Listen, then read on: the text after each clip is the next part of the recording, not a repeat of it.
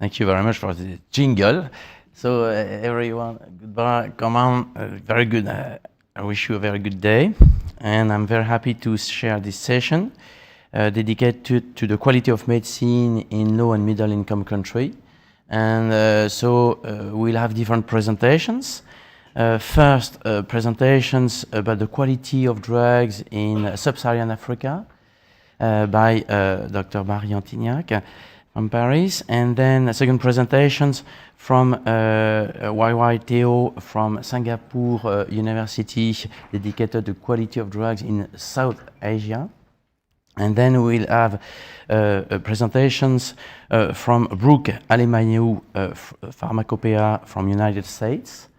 And last, we'll have a presentation from Rutendo Kuwana from WHO, Market Surveillance Control. So it will be 5-minute discussions after each presentation of 10 minutes.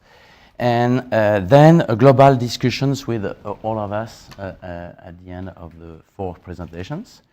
So if you agree, we can begin with Marie Antignac. Yes, thank you.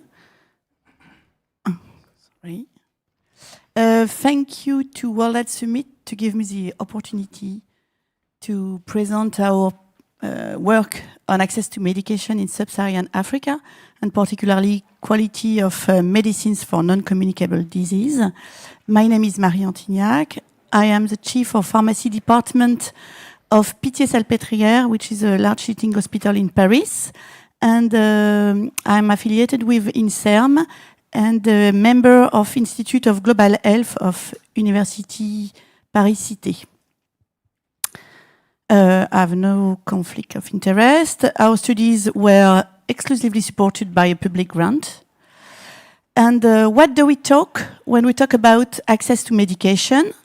Wirtz and colleague describes the 5 dimensions of access to medication in low and middle income countries. The first is availability in the country. The second one is acceptability. That is the ability of the patient to access care when needed. The third one is affordability, the capacity of the patient to pay for the medicine. And the fourth, less known maybe, acceptability, which include appropriate prescription by physician, and also the adherence by patient. And the last one, maybe the most neglected, is the quality of medicines. WHO adopted the following definition in 3 categories for poor quality drugs. The first category is unregistered medicine. Medicine are not approved by the national authority. The second category is falsified or counterfeit drugs who are deliberately, fraudulently produced. As you can see in the photo, the differences between fake and true medicines are very few, And the third category is substandard medical products, also called out of specification. These medicines are authorized, but the manufacturer, they are very low standards. With this definition in mind, we can turn to the specific context of Africa, where non-communicable diseases are hugely increased. And WHO estimate that substandard or falsified drugs cause 100,000 deaths a year in Africa.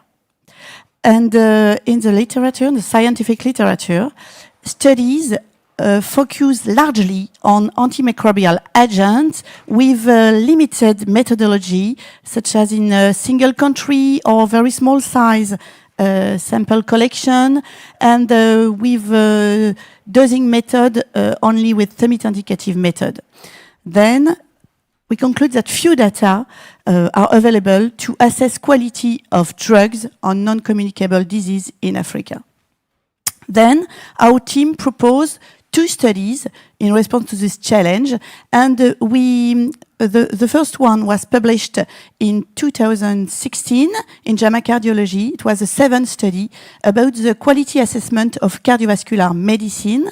We assessed the quality of 7 commonly used cardiovascular drugs in 10 African countries with a large sample size collection. The second one, recently published, is the quality assessment of anti-diabetics medicine, oral anti-diabetics medicine, and insulin drugs. We performed this study in 13 African countries with almost 5,000 collected samples. The aim of our studies the first was to perform a quality assessment, but the second is to examine factors associated with poor quality. Then our studies were designed by a multidisciplinary collaborative team, and I would like to take 1 minute to present our unique collaborative network of African cardiologists, diabetologists, and pharmacists from 19 countries in Sub-Saharan Africa. And what is original is that the question addressed originate directly from field observation by our African colleagues. And they actively contribute to the publication and receive comprehensive summaries of the results specific to the center. Then our studies are performed according to MedQuart guidelines, which are recommendations who explain how to conduct quality surveys.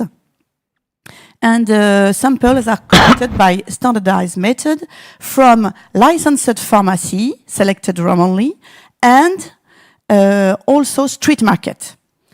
In each country, drug samples were purchased by the study investigator staffs who pose as the customers. And data were noticed on the label of the drug are collected. Chemical analyses were performed in certified public laboratory, and the results are expressed as the ratio of measure to the expected content of active pharmaceutical ingredient. The drugs are deemed to be of good quality according to European pharmacopy, between 95 and 105%. We added a second analysis in the second study about anti-diabetic drugs, and we measure the level of impurity of the drugs. Then let's go to the results. In the first study about cardiovascular drugs, 16% of samples were deemed to be of poor quality, from 1 to 27% across countries, with more underdosage than overdosage, and the lowest ratio of active pharmaceutical ingredients that we measure is 42%. In the second study about anti-diabetic drugs, we measure 24% of samples which are deemed to be of poor quality according to content of active ingredient, from 0 to 40% across countries, with more underdosage than overdosage, and the lowest ratio was 67%. We also measure the level of impurity, and almost 10% of the samples were deemed to be of poor quality according to their level of impurity. If we combine the two criteria, we find that 1/3 drugs were deemed to be of poor quality. We found large differences, significantly differences by drugs.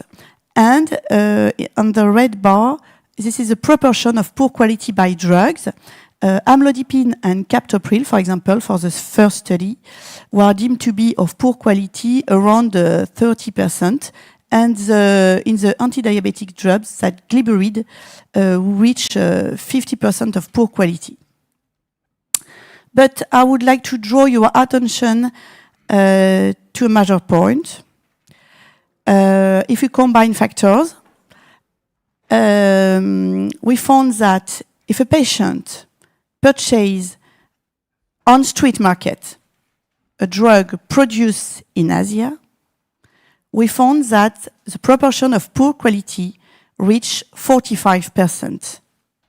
We found similar result in the second study about anti-diabetic drugs, where this proportion reached 50%. In conclusion, our network allowed us to conduct large studies in Africa on quality surveys.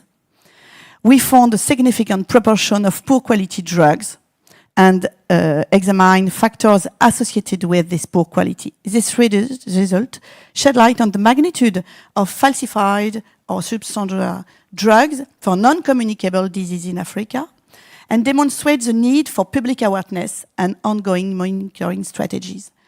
Before finish, I would like to thank our investigator of the 7th study and of our JABDAF studies. Thank you very much.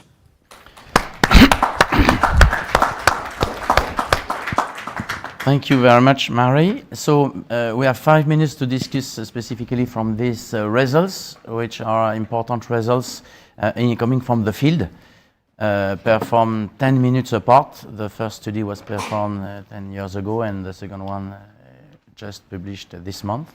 So maybe there are some questions from the audience regarding the quality.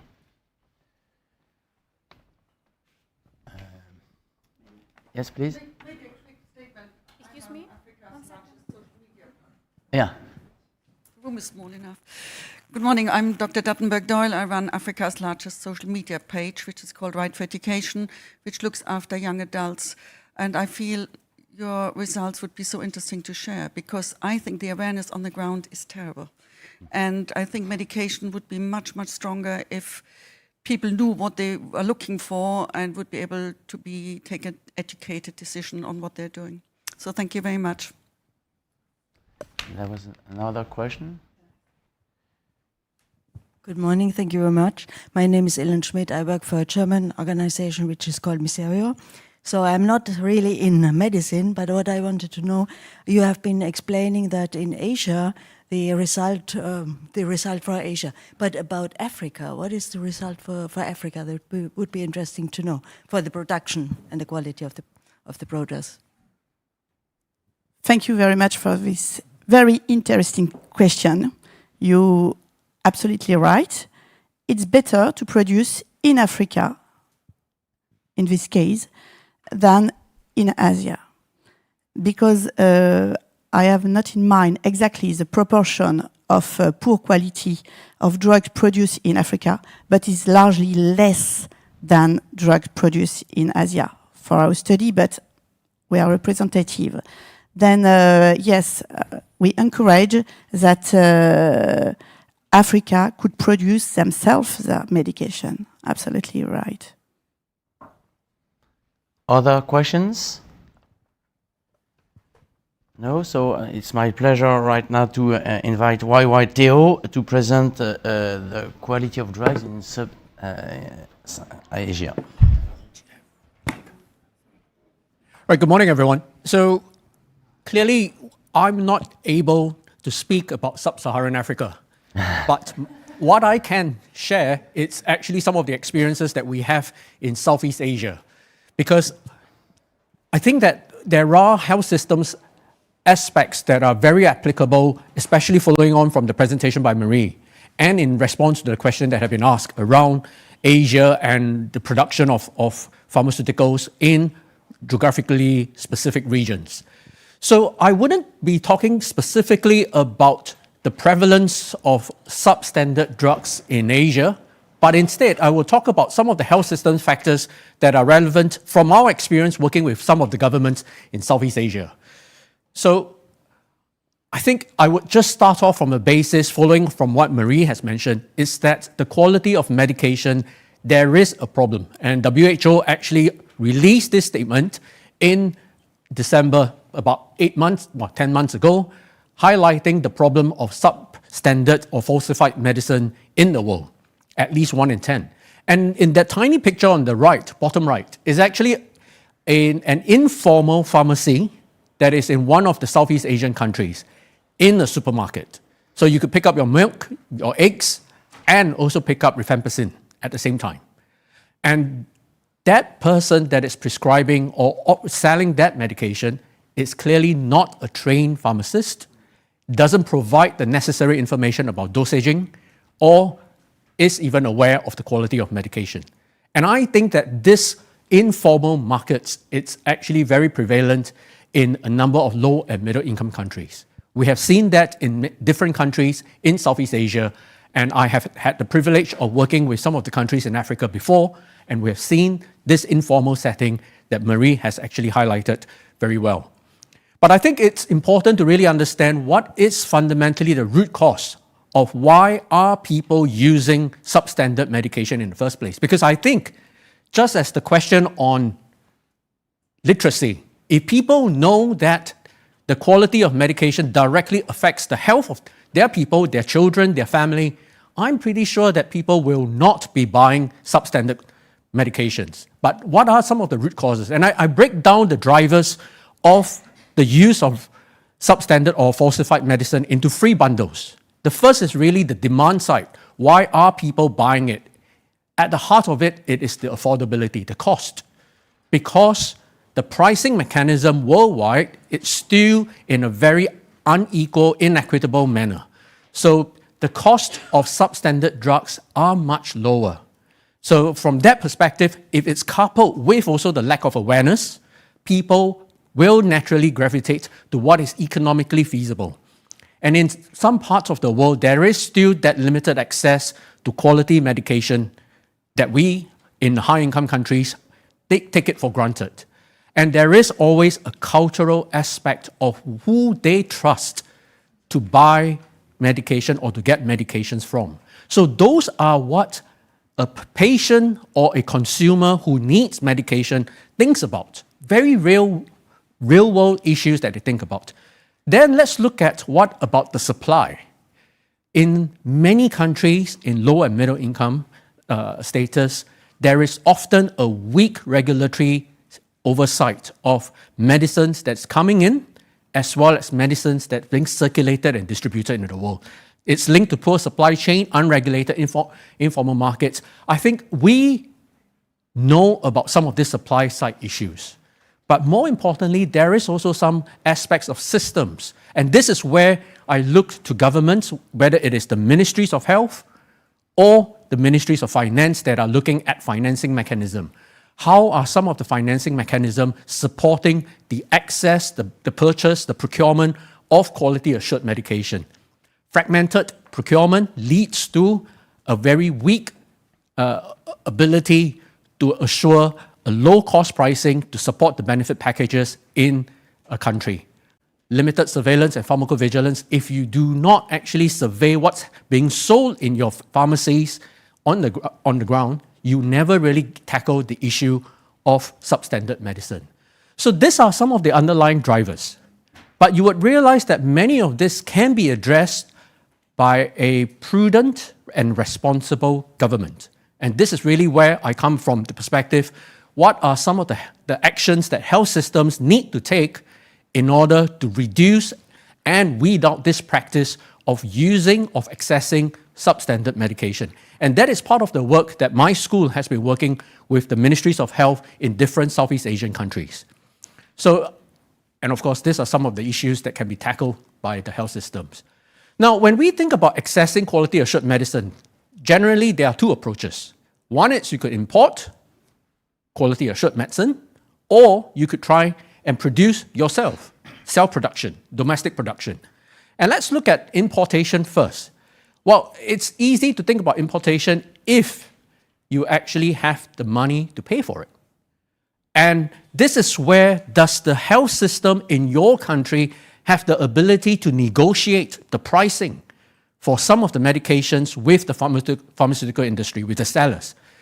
And that is where HITAP in Thailand is a national agency that's in charge of understanding what is cost effectiveness, what should be the right, reasonable price for this particular medication for cancer, for this particular medication for diabetes.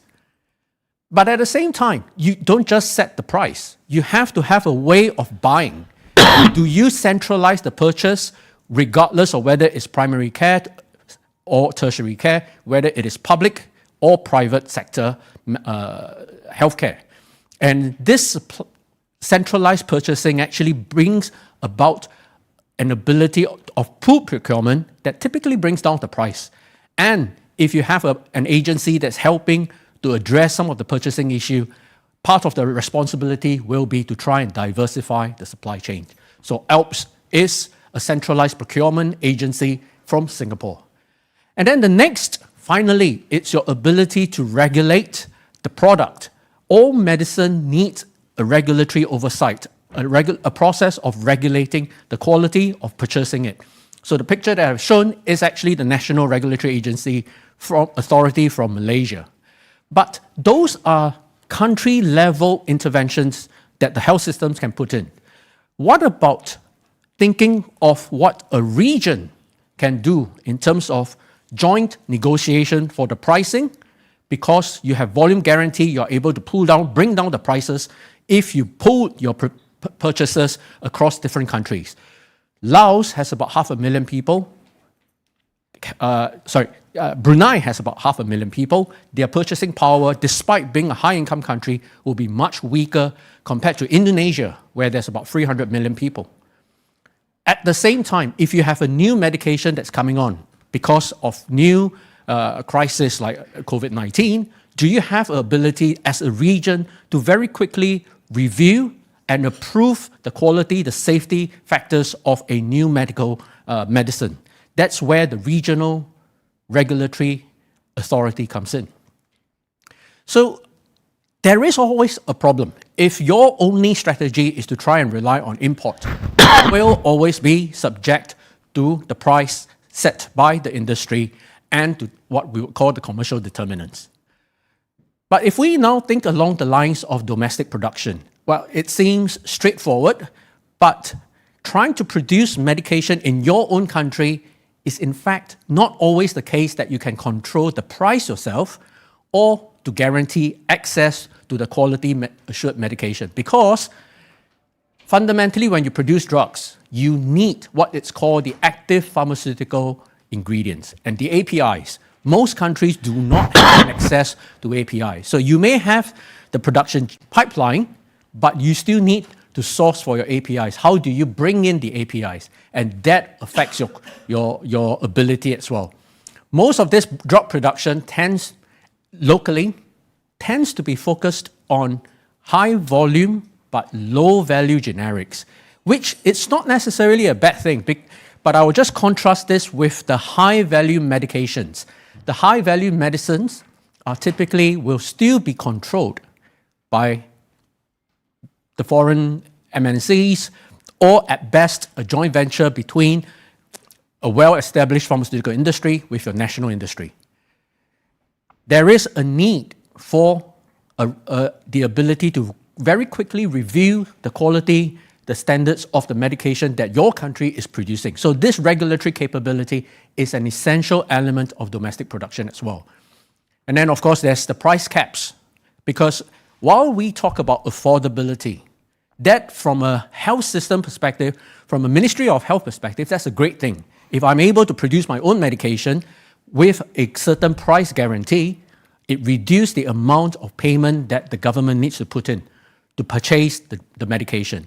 But if your domestic production needs profits to survive, how do you now balance this bit about domestic growth that requires profit, at the same time, universal health coverage, the benefit packages, prudent pricing that allows sustainable healthcare financing? So those are difficult compromises.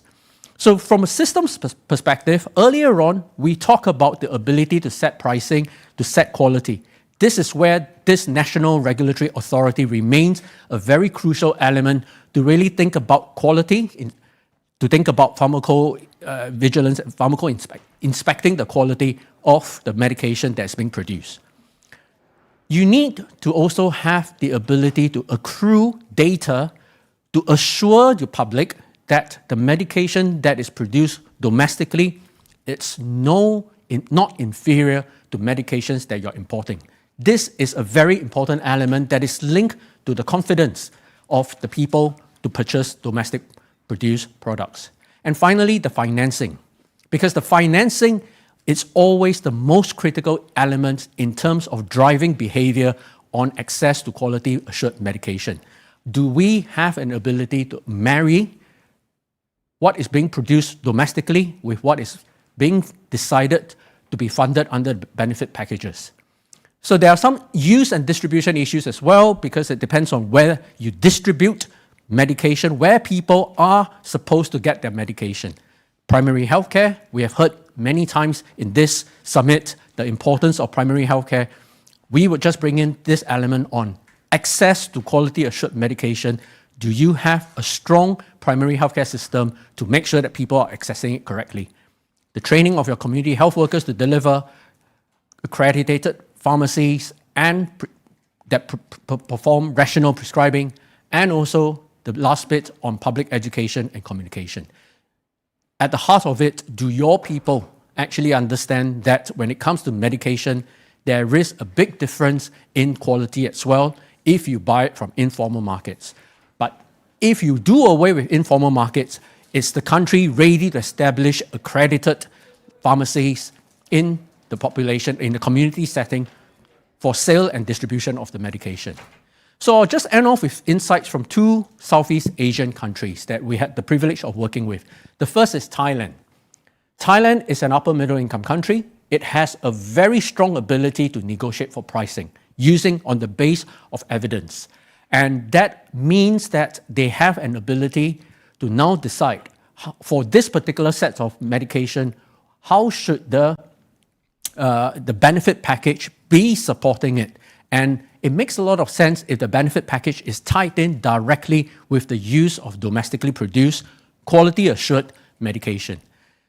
A lot of the domestic manufacturing is in fact state-owned by the Thai government, which then allows a very straightforward process on the evaluation of standards.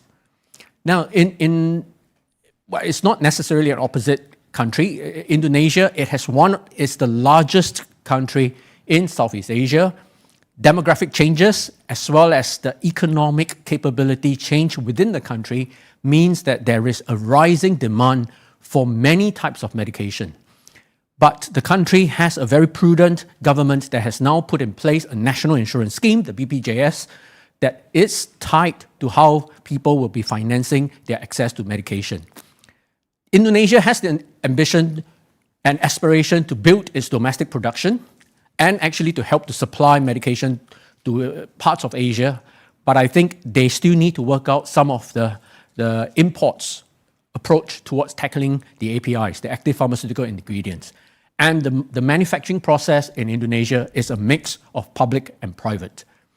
Now, I thought it would be useful to just reflect on some of the lessons that we have learned, and some of the mistakes that Southeast Asia have made that may be relevant for Sub-Saharan Africa. I think the first is really the capability on negotiating for pricing. Because if you're able to negotiate pricing, bring down the price that the country has to pay, it increased the supply and therefore hopefully the access to quality assured medication. The second is, coming from Southeast Asia, I've always been very impressed and envious of the ability of African countries to come together, African Union, Africa CDC.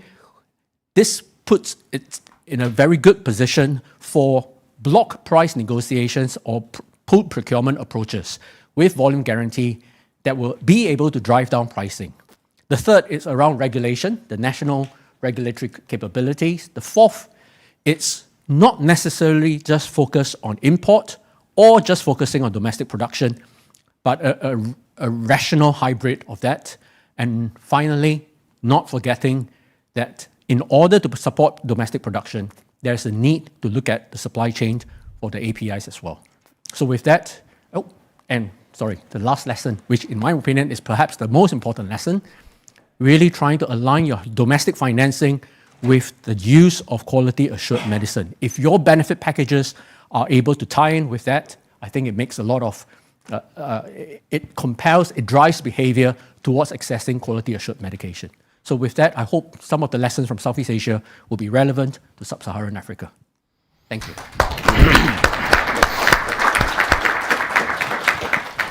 Thank you, Orai, for this Southern Asia expertise and your analysis also. So maybe there are some questions related directly to this presentation.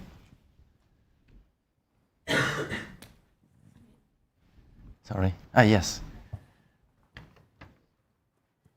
Hello, thank you so much for the talk. My name is Maysa Falah. I'm an assistant professor in medicine at University of Plymouth, lecturer in medicine at Harris Manchester College, University of Oxford. Substandard and falsified medicine is a branch that I'm working on as research. And we have done some studies about awareness and prevalence people experience in Arabic League countries about substandard and falsified medicines. So it's a note, and then I'm asking you a question after. We have seen, unfortunately, very low awareness, as you have stated in your presentation as well, about substandard and falsified medicines, even among pharmacists and clinicians. And we have heard stories about the prevalence that's not stated in any governmental or any authority kind of wise institution, and no reporting systems as well in the area. But one interesting point that you mentioned is about the domestic medications and domestic production. And as you also said in your presentation, the satisfaction was so low in lots of countries, and even some of our participants identified substandard and falsified medicines as the domestic produced medicines. So when we asked them what is a substandard or a falsified medicine, they said the one that's locally produced. And they gave even example of non-controlled blood sugar with a domestic one, or other also non-controlled symptoms. So my question is, because you also mentioned that we have to increase satisfaction and promote the locally produced medication, but how can we do that on practice among people? Thank you. Very easy question for you. Well, I think as Xavier has mentioned, it's actually one of the hardest things that we need to address, because, and over here I will borrow the Thai experience, because I think Thailand did a fantastic job at building up its own local production pipeline. And that is where it is linked. Firstly, it is a state approach. It did not bring in private producers or private manufacturers in the early stages. In the early stages, it was almost entirely controlled by the government. And so that means that there is an opportunity for the government to be responsible for the quality of the medication that was produced. The second part is actually its link with its essential benefit packages. Because once you are confident of the quality that you produce, and also at the same time, you link it directly with how people are being, when they access their medication from public healthcare, they are using medications that are locally produced. That means that the confidence generally increases. I think that the trend that you talk about, how there is always this perception that domestically produced medication may be substandard, does exist in other parts of Southeast Asia and Asia in general. And I think I can't answer what is the secret sauce, the secret ingredient that will be able to address that, but I can share what I've shared is the Thai experience of firstly having a state manufacturing approach that is tied to the access that helps to build confidence. But I'm pretty sure some of my panelists may have even better insights than me in this area. Yeah. Yes, please.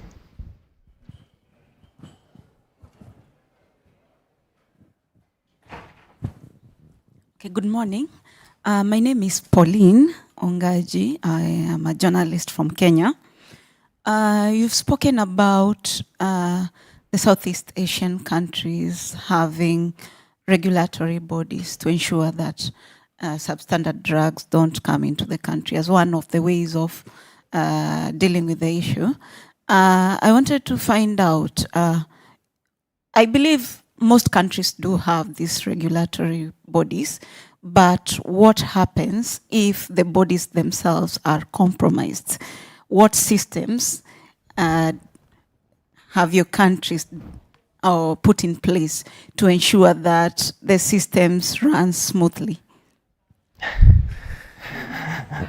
Another very easy question. You are lucky. Another easy question. So this is where I think it's important to recognize that the agencies, the authorities that are involved in health is just one part of the overall governance system of a country. And it is linked essentially to how a country governs and enforces certain aspects of regulations and quality, whether it is with respect to its recognition and its legislation, or is it linked directly to health. So the issue that you highlighted, if you have a national regulatory authority that is compromised, how would we address that? I suspect the first thing is to be able to collect the evidence that you now have substandard medication that is circulating in the country. But the question is, how do we then answer the question on where is the source? Like I think in Marie's presentation, she highlighted how prevalent substandard medications are. And she identified a potential source is actually coming from Asia. And I hope it is not just Asia that is contributing to all the substandard medication in Africa. But I think understanding where the source is coming in and who are the importers of this, it's then a role perhaps for investigative journalism to come in to help to identify the issues, to call out the issues, and then to try and improve. But I think the root causes of what you have highlighted actually comes back to how a country fundamentally is governed in the first place. And it's not just a specific response from the health sector itself. But your question is right, because in many countries in Africa, they don't have specific regulations against false medications, which is true.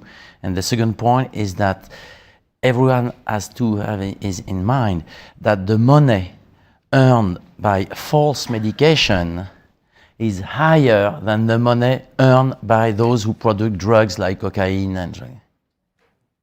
This is higher. So corruption, for sure, can be associated with all those systems. Other questions related to this presentation? No, so it's... yes, please. Hello. My name is Midori. I work for Bayer Consumer Health. Really interested to be part of this conversation. I think we talked earlier about the importance of education, especially around, for example, pharmacists, to be able to tell the difference between falsified and non-falsified products. What are some of the practical ways this can work to help put that knowledge in the hands of pharmacists? Are there ways that the pharmacists can easily tell what is false and what is not false? And how can that be one of the bottom-up approaches to handle this? Do you want to address this question? Yes, please. So from the WHO perspective, we have just published a toolkit which universities can actually use for undergraduate pharmacy students. So the strategy is for this to be as part of the curriculum.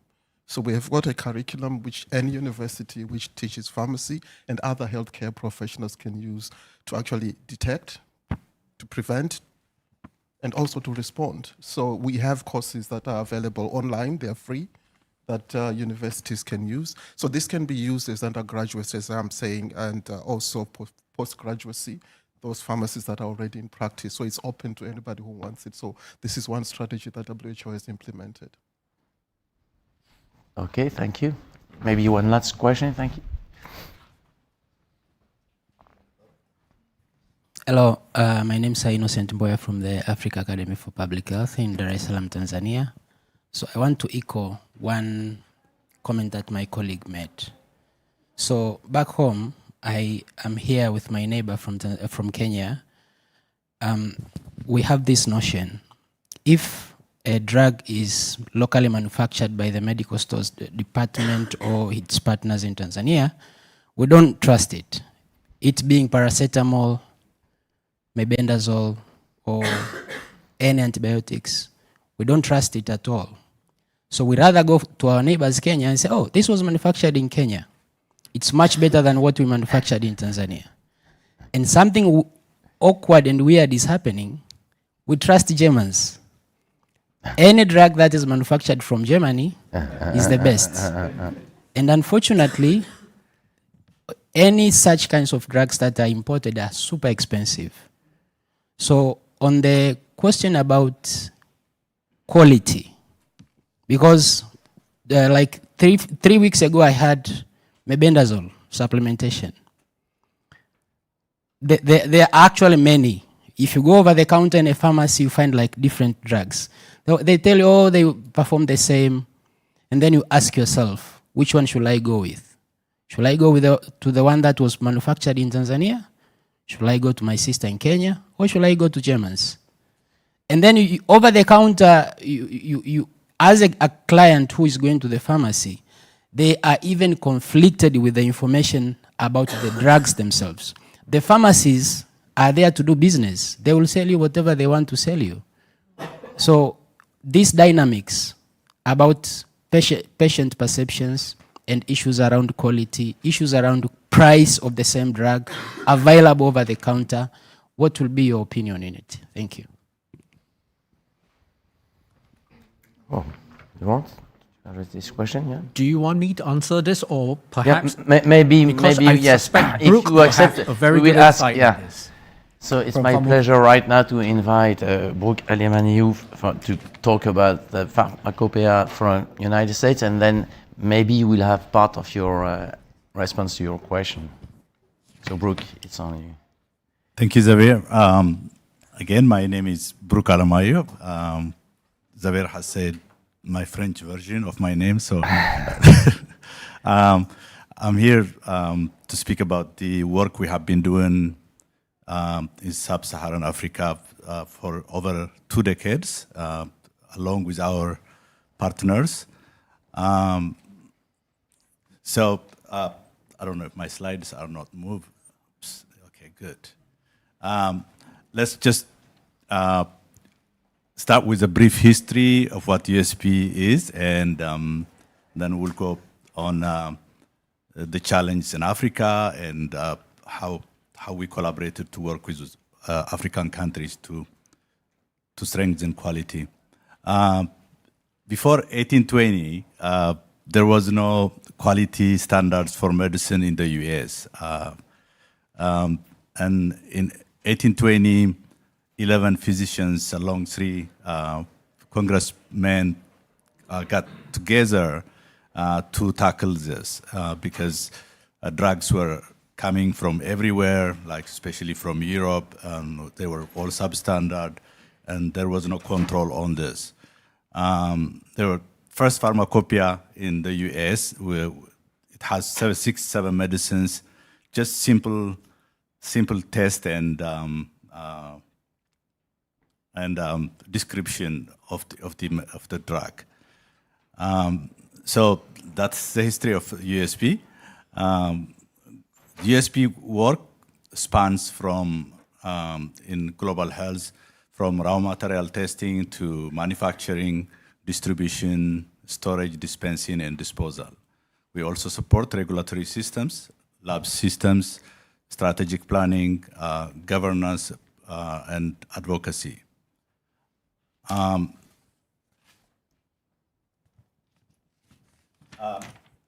slide shows like how our impact is globally.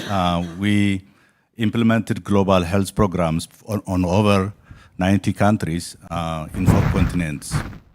We have trained over 100 quality control diagnostic labs in global standards and best practices. Over 120 manufacturers were supported, including 29 of them were in Africa. Just at the end, 71 national regulatory authorities were strengthened with USP technical assistance. So the challenge in Africa, it's high burden of substandard and falsified medicine, the post-marketing surveillance showed in 21 countries across Africa and Asia identified failures ranging to about 48%. Limited lab capacity is also an issue. As of 2009, only 5 had quality management systems and 4 had attained WHO pre-qualifications. The other issue we have is weak regulatory systems. In 2009, less than 10% of regulatory authorities were operating under international standards.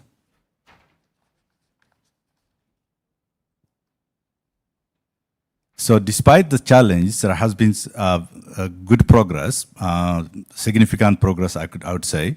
I will just take it from 2009, where we had started working. In 2009, we have 1705 accredited labs in Sub-Saharan Africa with 3.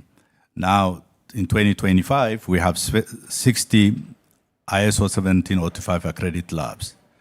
In 2009, the WHO qualified labs was just 1. In 2025, we have 12 of them. Regulatory maturity also was one of the issues. In 2009, we had just 1, and 2025, we have attained ML3 level of 8. I think it was 17 like a month ago. I think Ethiopia has joined the teams there, so it's 8. I just corrected it last week. So, how did we do this? USP started working in about 2023 with African National Quality Control Labs, a network of which started with 5 labs, and that expanded to 18 countries in 2012. In 2017, that turns to transform into technical committee to AMQF, African Medicine Quality Forum. So with just a little bit about the African Quality Medicine Forum, it's intervention to improve quality of medical products in Africa. It starts with quality management systems, building capability, bioanalytical testing, proficiency testing, post-marketing surveillance, and communication and advocacy and information sharing. The AMQF works under the AMRH, which is the African Medicine Regulatory Harmonization. And here is, I don't know if I could see all that, but so here is the monitoring and evaluation framework which started with defining the KPI, the KPI measurable outcomes and indicators. Then it goes to benchmarking, then monitoring, continuous monitoring of data and data collection. And then it goes to assessment, periodic evaluation, and impact assessment. At the end, it's continuous improvement, collaborative learning, and knowledge sharing.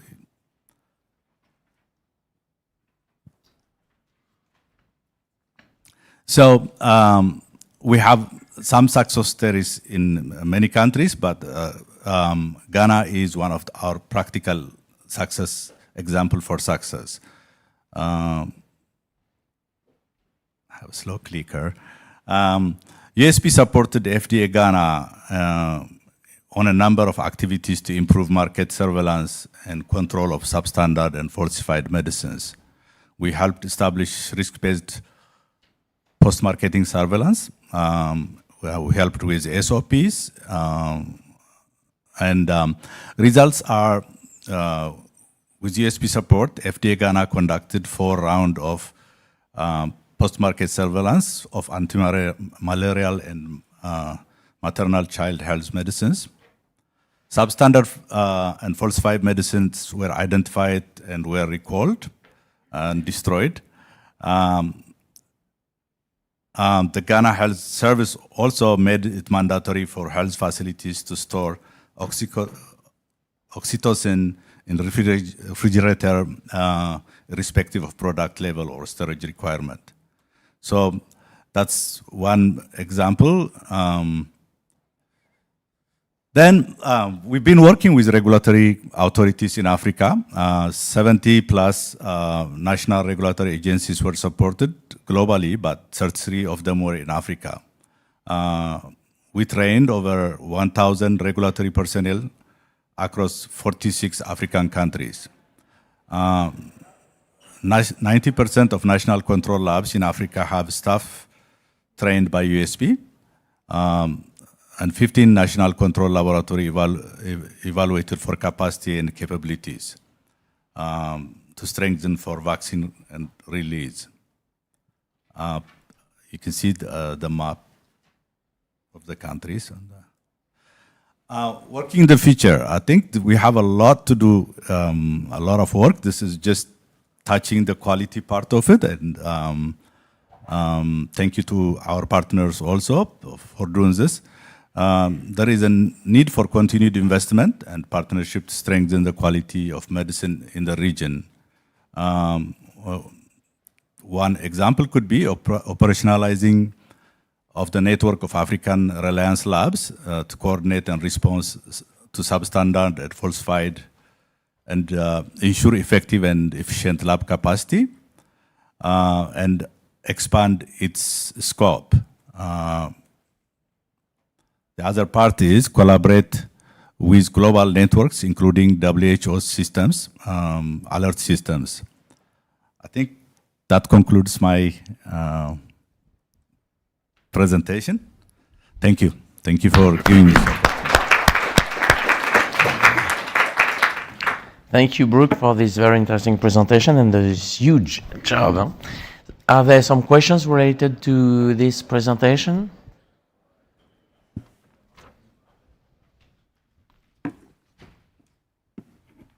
Yes, please.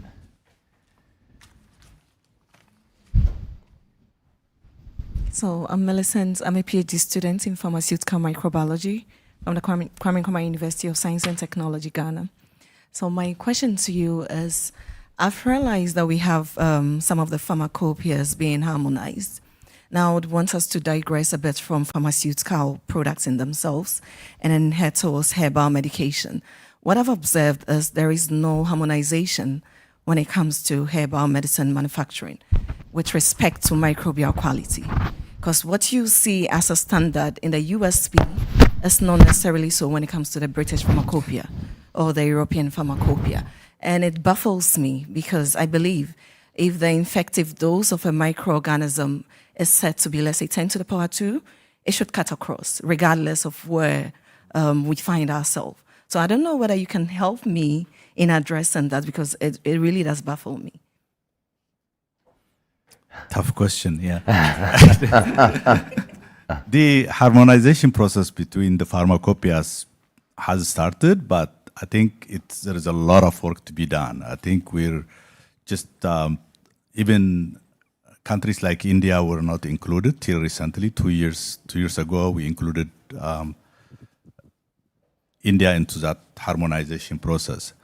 And then that's mostly on the medicine part, not on the herbal medicine area, but on the regular medicine area. So I think you're asking a big question here. So I would say, I think we should continue to work on this and address this. And I think otherwise, yeah, it's starting the harmonization before. I think you have to say we didn't have harmonized methods for anything. And this was the harmonization of pharmacopoeias was started like a few years ago. And this work we have to advocate for this and to continue working on the herbal medicine side as well. Thank you. Thank you. Do we want to go back to the question? Yeah. Could you please try to address the question of the previous one? Which one? Just the question he asked. Oh, okay. I think you have probably to repeat it because I wasn't getting it like as my question. So. Yes. Shortly, please. Yes, it was the dynamics between trust in the medication that is locally available in most African countries. So we have local manufacturers, and then we have our neighbors who manufacture. For example, Ghana, they can have manufacturers from nearby countries. Tanzania, we have Kenya, we have Uganda, we have Rwanda, and other manufacturers surrounding us. So to consumers, when they go over the counter, that is drugs that are available in the pharmacies, that is one thing. The drugs that are available in the health facilities are easily regulated. It's not easy to regulate drugs that are available in the pharmacies, in the local pharmacies. So the issue of quality now comes in when a consumer goes to a pharmacy and they find 5 different medications with the same name and same purpose. So one is very cheap, 500 Tanzanian shilling is less than a cent. And then some are like $2. And then the same medication. And it raises now a question, should I go to a more expensive one or should I go to the cheapest one? So those are the dynamics that we encounter and experience. And it's very bad because, for example, antibiotics in Europe, no pharmacist will give you antibiotics over the counter. In Tanzania, come. You go there, I just want penicillin. I just want ampicillin. I want this. They don't even bother asking you, why do you need it? They sell it to you immediately. So those dynamics around drug supply, I wanted to understand your reaction. Thank you. I think you're touching a lot of points here. The first thing is the trust. I think the trust is, it has to be earned. Also, there is going to be educational part needed on that. I think I travel. Most of my work is in India, so when I go to India, the medicine when I go to the store for like maybe anti-acid or whatever, it's probably at 100 rupees. So 100 rupee, when I see it in the US dollar, it's just so small that it makes me wonder, is this really right? Like, I mean, it's so inexpensive. But once I learn their quality systems, how it's produced, and the labor and all that calculation, since I know that, then I'll start thinking, okay, maybe this is right, and I'll just buy it and take it. But to get that, I go to Ethiopia. I was born and raised in Ethiopia. When I go to Ethiopia, it's the same situation where, it has to be German or it has to be somewhere, and people don't trust even the locally manufactured with support of USP or anybody there and very well regulated in some cases. I think they won't trust, but I think we have to educate the society how it's manufactured, and we have to spend a lot of investment in making sure they trust the medicine. Also, it's not just, they're not going to trust it for nothing, because we have to also work on establishing the regulations and establishing the rules so that they can trust the medicine that they're taking is comes from where qualified lab or it's regulated very well. So it's going to take a while to gain that trust in the population. So, okay. Oh, yes, what is? I just wanted to add something to what Brooke has said. In one of his slides, he did mention something that was called maturity level of regulatory authorities. And I think it's an important aspect to mention and discuss here. So WHO has got a global benchmarking tool, which is used to assess the maturity of national regulatory systems. It has 4 levels, level 1 to level 4. Level 3 is what we recommend most of the authorities should be working under. So Brooke mentioned that we have a new edition, which was Ethiopia. And so in Africa, for example, we now have 8 regulatory authorities that are working at a maturity level of 3. Level 1 meaning the basic.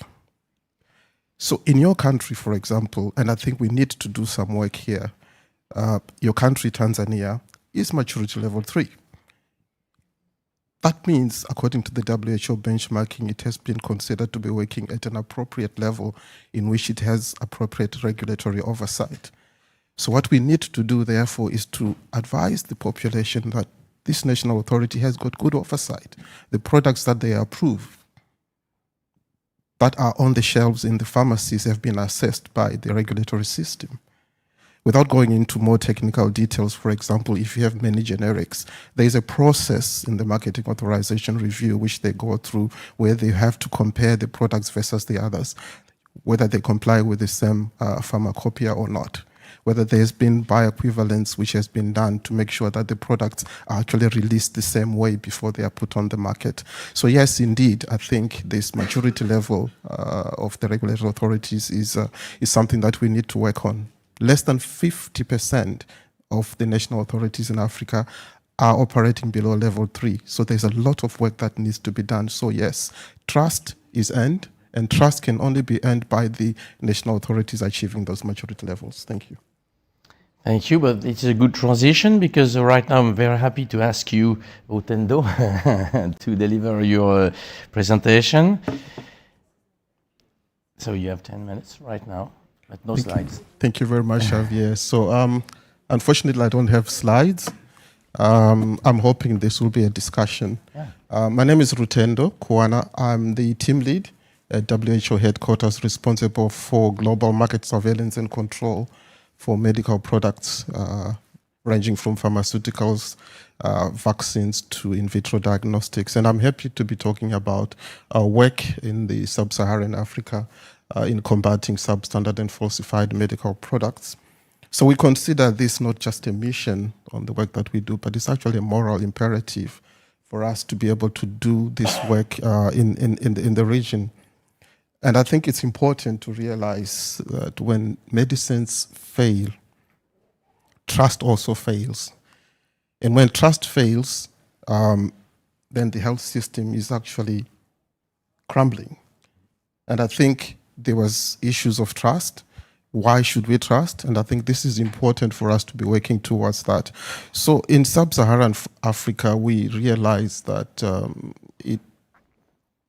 it has a disproportionate burden on substandard and falsified medical products. Colleagues have been giving you statistics on the studies that they have done. We have also done some studies at WHO or supported countries to do the studies. And yes, the figures that Marie was talking about the prevalence, we have seen the same, 30, 40%.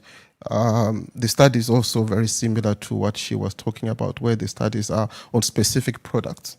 Yes, we have a statistic, and that's an aggregated statistic when we're saying 1 in 10 medicines, or 10.5%. So for us, it has been, as she said also, we've been focusing on HIV, TB, malaria, antibiotics, and the ranges are the same. We not necessarily can extrapolate to the other medicines. So the situation might not be the same across the therapeutic areas, but what is important that this remains an emergency, it's a silent emergency. The substandard and falsified medical products, it undermines the public health systems. Some people were talking about it fueling antimicrobial resistance. And again, the issue is when people have products that are not working, it erodes trust of that they have on the health systems. We have lost lives also because of substandard and falsified medical products. And it pains me, for example, to mention that just yesterday, my team, we issued a public alert. Some of you have probably noticed it.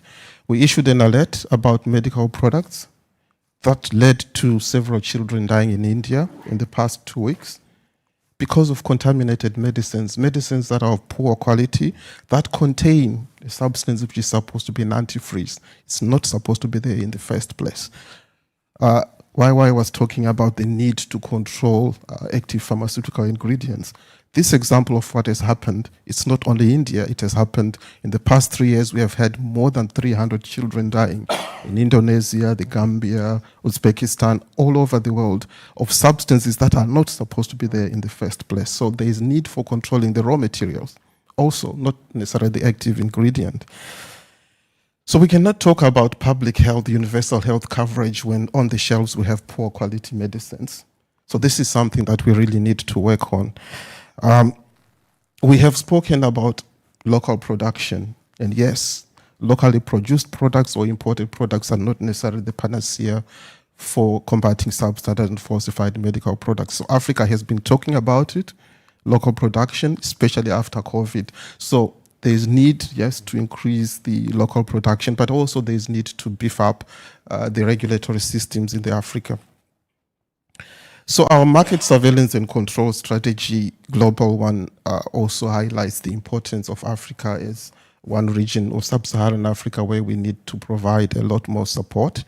We're working on empowerment of the regulatory systems, building the capacity of the national regulatory authorities, and also ensuring that there's multi-sectorial collaboration. Africa, just like any other parts of the world, most parts of the world, you also have an informal market. By informal market, I just don't mean people selling products on the street, but also the internet. Not everybody is controlling the internet, so the informal market is a big problem, again, coming from COVID-19, where people were quarantined to their houses and there was a lot of internet sale of products online and so forth. So Africa is not immune to that. There is a problem there. We need to work on the informal markets. But again, as YY was saying, it's about trust and access. If you don't have a pharmacy, if you don't have a clinic, and the only person that is selling the medicine to you is the lady on the street who is able to give you a dose of antibiotics today, you go and sell your vegetables, then tomorrow you get the second dose. On the third day, you're probably feeling better and you stop taking the antibiotic. Again, this is fueling resistance. So we have seen that. And one of the things that we are working on is we are encouraging countries to have national action plans against substandard and falsified medical products. I'm very happy to say that South Africa, for example, launched its national action plan a few weeks ago on the 30th of September. It's a game changer for us because it's multi-sectoral, academia, media, everybody, and this is how we can create this awareness of the scope, scale, and harm of substandard and falsified medical products. We are also working with countries to have the capacity to do the post-market surveillance, deciding on which products are at a higher risk of being substandard or falsified, and then you go onto the market and you collect them and you test them. But again, the issue is, as was mentioned by Brooke, the capacity of the countries to test the products when they receive them. A few labs in the region, that is if a country has a laboratory, actually are operating at international standards, either accreditation to ISO or the WHO pre-qualification. So we are trying to help, particularly to form what we are called regional hubs, where the economic communities are working together, they understand each other, to work together to try and maybe share information amongst themselves. We are working with USP. It has been a long-term partner for us to help the laboratories to actually be available to test the products. Access to a strong laboratory is not just a technical asset. It is an important part of the regulatory system. So we have learned a lot, having access to laboratories. Again, I go back to the same issue that I was talking about, the alert that we issued yesterday.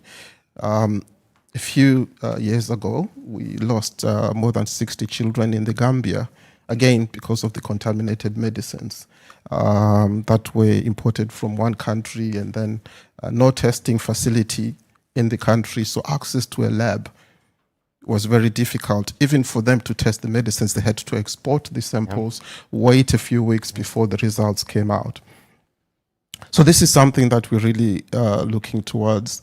And as WHO, we're looking at this, we're looking at it equitable technical capacity building in the countries. We are supporting low-resource countries in where we are providing contextualized training and inclusive governance. Governance is an important issue, and I think it has been mentioned several times this morning.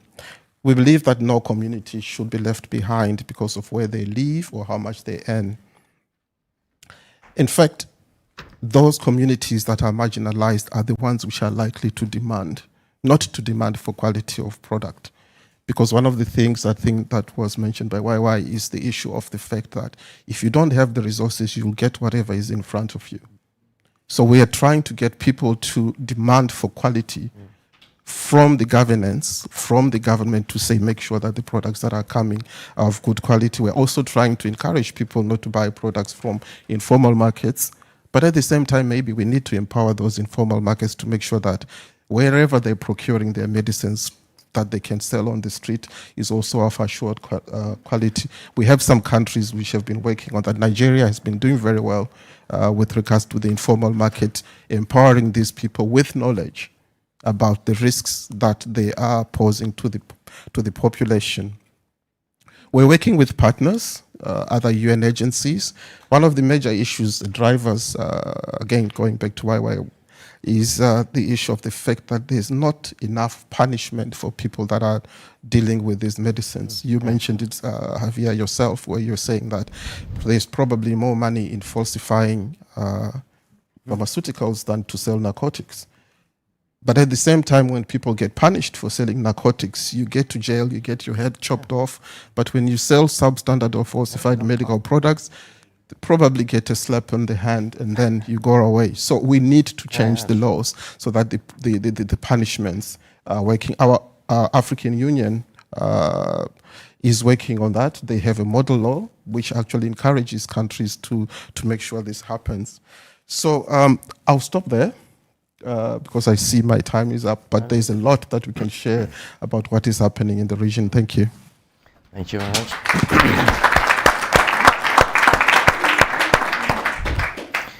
Thank you, Ritando. So maybe, I'm sure there are many questions. Yes, please. So, my name is Samuel. I'm a doctoral student in Heidelberg University, Germany. But I've quite worked extensively in the district health system in Ghana as a nurse. Now, from my own experience, even my mother is hypertensive, is hypertensive and diabetes. And over the years, it hasn't been controlled.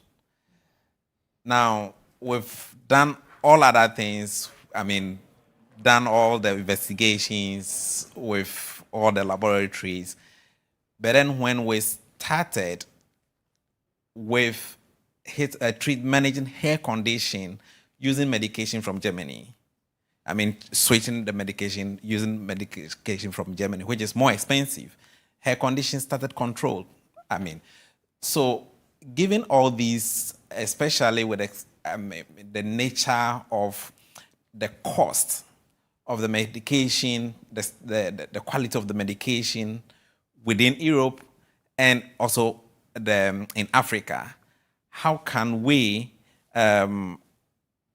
ensure that we have access to quality medication, especially at the primary care, at the point of care, which mostly because of education, even our own patients, our own family are not even aware of the level, the quality of medication they are taking. But as also health workers, we also know some of the substandard medication that are also on the counter. But they are low cost, but with a high standard, very expensive, which is also a cost to the patient. So in this immediate term and with the increasing NCD cases, what can we do immediately at a global level to be able to solve this problem? Thank you. Yes, who wants to address this question? You're right, because with the epidemiologic transition and the big rise of and the big wave of non-communicable diseases, then you have to take medications like high blood pressure for your mother or diabetes for a long time, and so it's expensive. And so you are more prone to be, confronted to false medicine several months because you have no money enough, and then you stop or you decrease. So who wants to address this question? Yeah? I think this problem lies squarely with the regulators, the ones who are approving the products to go on the market. So if you look at the process for having a product on the market, the original manufacturer of that antihypertensive did clinical trials. They proved that the product works. They have a manufacturing process.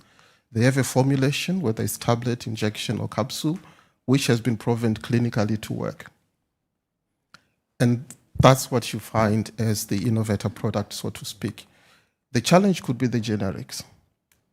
Not that the generics are not working, but where regulators have to prove that that generic is interchangeable with the innovator.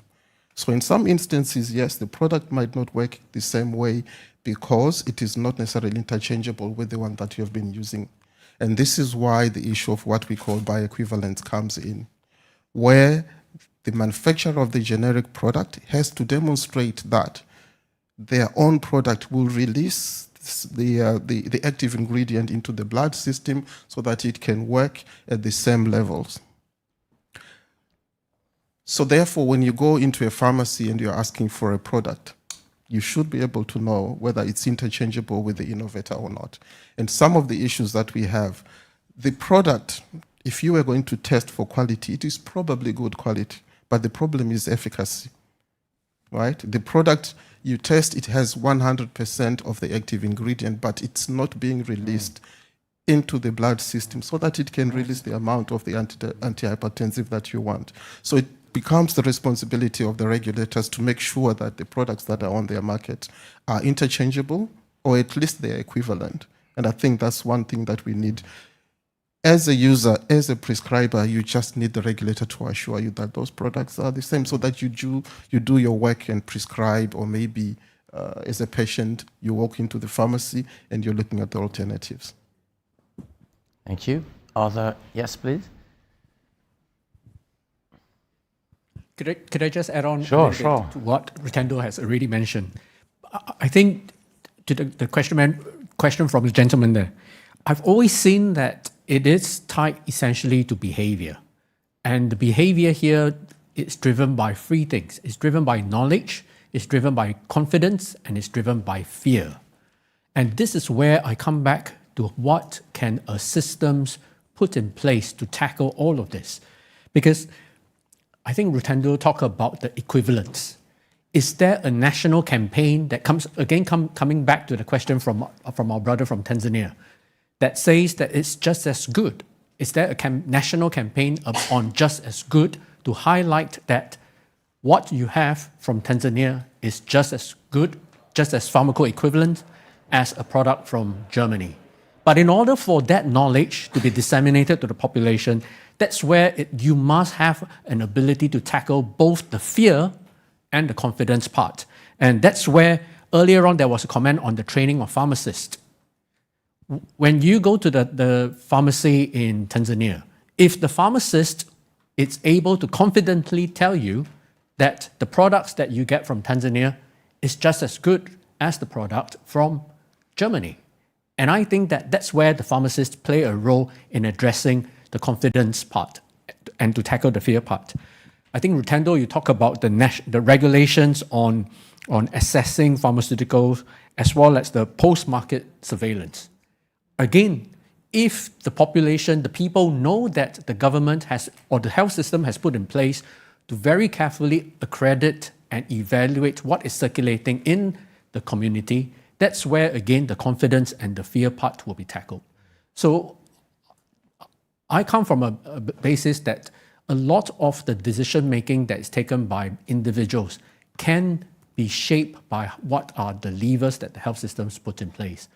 But that's where, earlier on the question, what happens if the health system itself is compromised? I don't necessarily have a good answer for that. But I do see that a lot of it is tied to the ability that we are able to address knowledge, confidence, and to tackle the fear. Thank you. Yes, so that was a question, and then after you, yeah, please. Good morning. Thank you so much for the presentation. My name is El Hadi Uthman from Save the Children UK. I like to think that organizations, NGOs, civil society, especially in different countries, play the watchdog role with governments.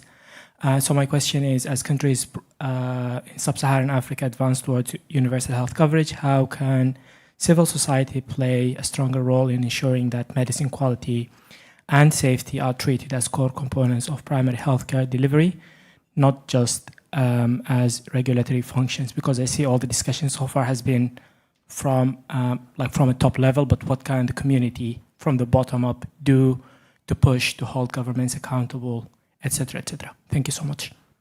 The question is to all panelists, if any would like to jump in, not to someone specific. Maybe I can make a start there.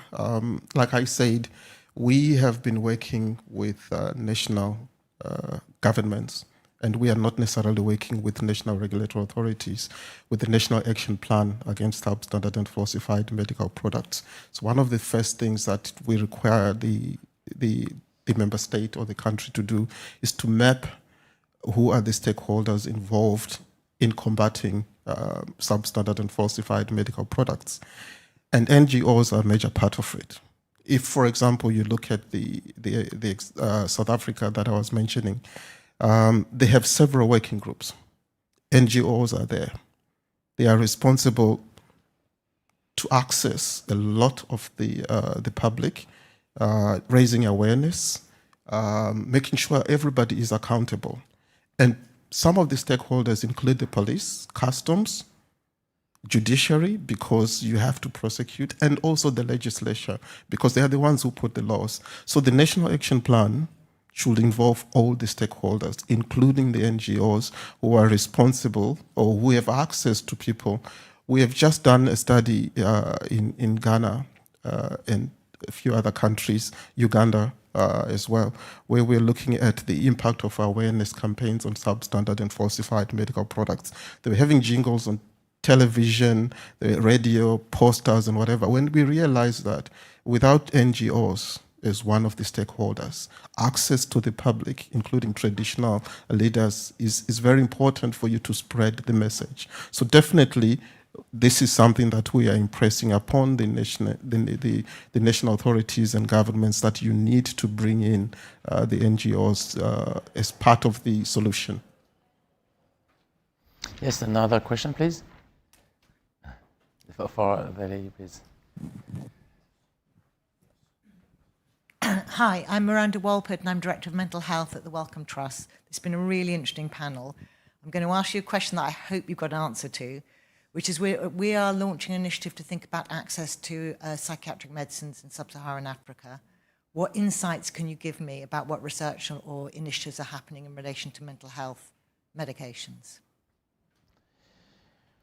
Well, no, that's true that mental disorders are a very huge issue in Sub-Saharan Africa and underestimated, truly underestimated. And but I don't think that there are special, issue when you compare drugs dedicated to mental health to drugs dedicated to other non-communicable diseases. I think that's the same problems. I don't think that there are specific maybe some other people have another idea, but for me it's the same. In the scientific literature, we have no data about this kind of drugs. There isn't a scientific literature. There's no data about. That's what I was afraid of. I just was hoping you'd say there's this fantastic. So no, but no. That's what I thought. I just wanted to check if from the experts here.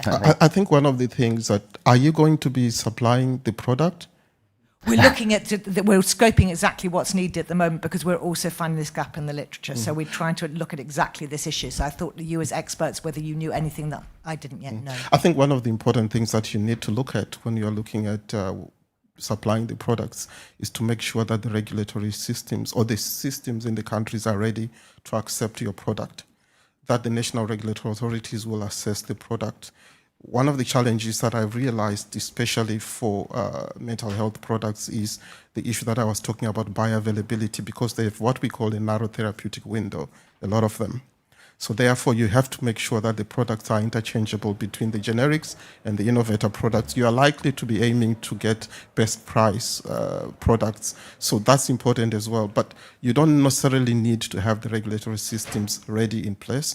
You need to make sure that the entry of the products, your medical stores, your supply chain is assured that there are no shortages, there are no pilferages, because when the products, when they are pilfered, they go onto the informal market. So I think working with the countries, coming up with structures.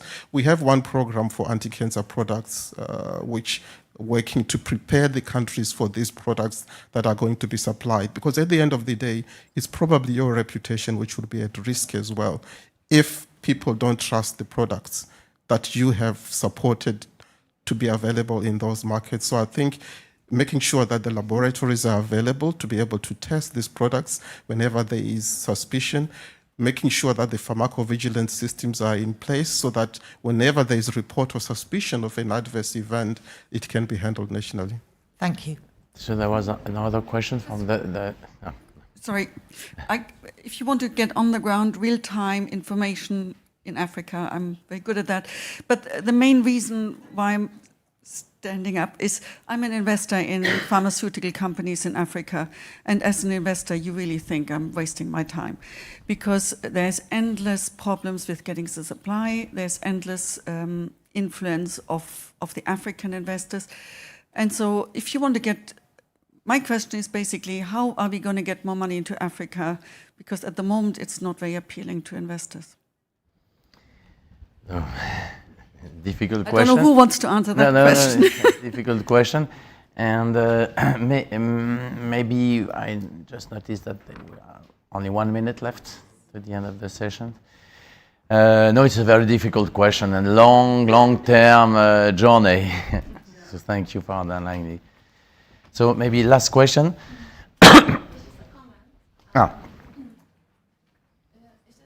Just a comment about Tanzania. So I work for Foreign Commonwealth Development Office and I manage Unit 8, and I was in Kenya and I saw a production company for HIV, dolutegravir, and they have superb quality and they meet all of the requirements, and obviously produce medication. It has to be checked every 6 months just to make sure that the quality and the ingredients still work for patients. No one is dying.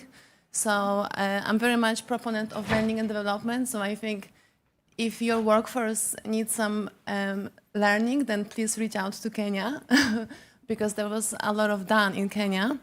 And about maturity level, that's very true. Number 3, if you have it, and if no one is dying, I think something has to be done in media and in government, because I worry that you have a wastage. If you produce and if you don't sell, there is no good economic growth and not a good production. I think that doesn't work well. And 2 weeks ago, Ethiopia got maturity level 3, so I'm gearing up very much for Africa. Well done. Okay, thank you very much. So it's the end of the session. I would like to thank every speakers, but also every people from the audience, because there are many questions that show that it's a really important issue. The room was full. And so we will try next year to address another issue about the quality of drugs. Thank you very much.